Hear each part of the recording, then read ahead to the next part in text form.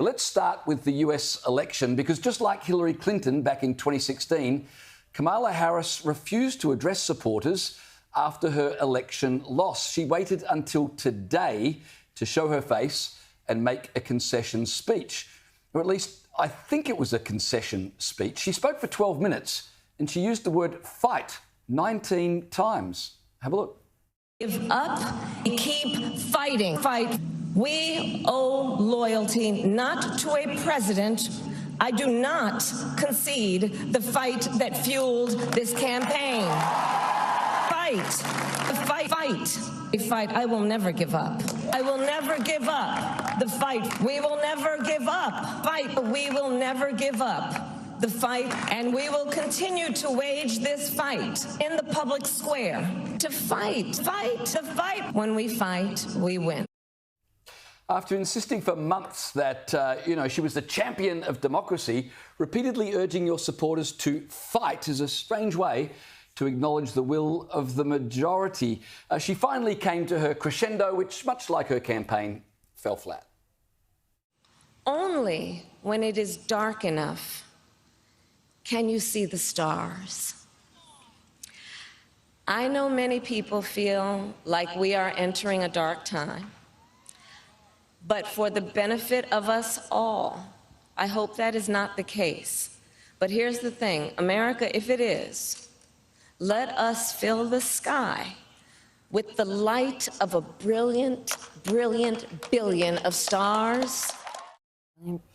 Liz and Caleb, I'm honestly not sure what I'm more excited about, the fact that Trump is president or the fact that we'll never need to hear Kamala Harris make speeches like that ever again. I'm just feeling so unburdened by what has been right now. That was a real unburdened by what has been moment. It was, and of course now the media is dominated, drizzling down into the fine minutiae of which votes went where and how did this happen. Has anyone offered up the simple reasoning for Trump's win being that he's the most dynamic personality in modern history that we've ever seen enter the arena of politics, and he was up against a moron?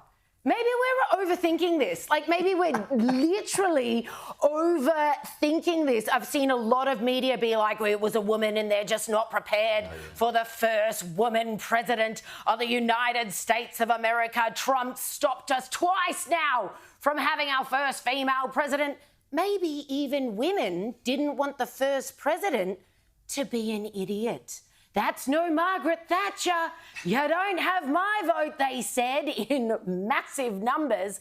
And she didn't get up. It's been so amusing watching the post-mortem that, of course, will go for days to come, but started today, the minute we got up. But with regards to a peaceful transfer of power, I'm looking forward to being very impressed because the Democrats have now spent 4 years telling us that they know how to lose an election gracefully, concede defeat, and hand over the keys to the White House. So I'm looking forward to a textbook perfect transfer of power. But what's with the fight rhetoric, though, right? There's two reasons. Either she's just sort of, sowing those little seeds, saying, maybe there's something going on here, maybe we should rise up against Mr. Trump. Or she worked out that the moment Trump won the election was when he said fight, fight, fight after he was shot. And she's like, oh, my God, I've lost this thing. But maybe I can use those words and I'll get everything back. I'll just say fight 19 times and it'll be even better than Trump saying it 3 times. Like, it was ridiculous. One of those little bits in that long clip that we showed there was her saying, I don't concede the fight. Now, the words prior to that were, I concede that I didn't win the election, but I don't concede the fight that we took to the election. Have you ever heard, apart from maybe out of the words of Stephen Miles when he lost in Queensland, have you ever heard someone be so ungracious in their concession speech? A concession speech is usually a time to say, thank you so much, thanks for your support. We did a lot of good work over the last 4 years. We understand that the American people have now decided that they want something different. We won't give up on what we believe in. Dad, it's normally a pretty positive sort of thing. You don't get up there and carry on about fight, fight, fight, and I don't concede this and I don't concede that.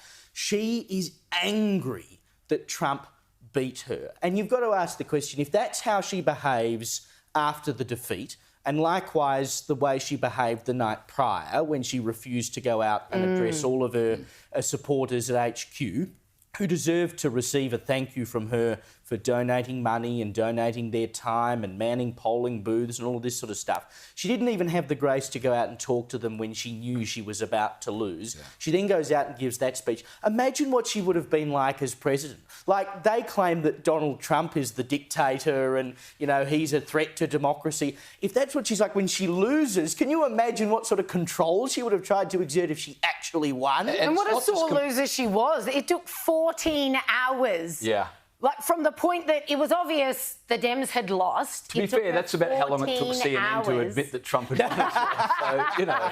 They were busy having their own meltdown, yeah.